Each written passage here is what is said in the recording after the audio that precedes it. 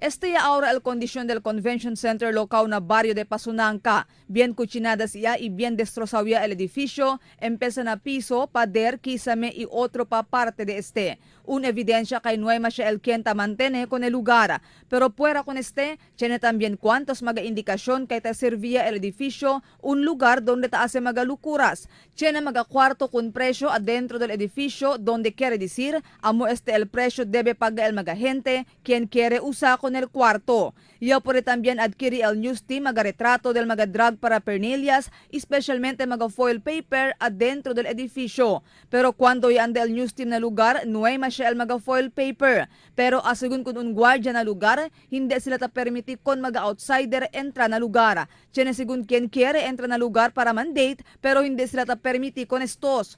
No hay también según él idea acerca del maga foil paper y descubrí adentro del edificio.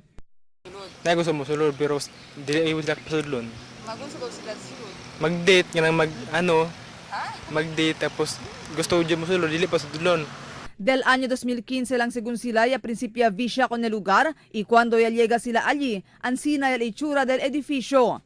Kana yung nakitaan nga mga sira-sira ma'am. Dati na siya. Sira na siya daan. Según con Consel Rogelio Valesco, año 2014 cuando ya entrega el TIEZA o Tourism Infrastructure and Enterprise Zone Authority con el Convention Center na gobierno lokal. Este por medio del resolución que ya pasa si Valesco del año 2008 y 2009, donde te pide na TIEZA para entregar ya con el propiedad na gobierno local, también el Isla de Santa Cruz.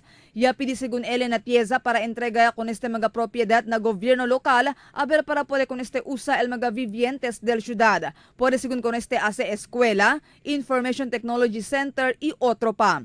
Y habla pa si Valesco kay el mga oficina del General Services y administrador, el quien encargado para guarda y preserva con el propiedad. Mientras tanto, y habla el OIC City Administrator Dr. Elmir Apolinario, ay diskuti pa ele con el alcalde Maria Isabel Climaco y di ila technical staff si cosa debe hacer con el lugar.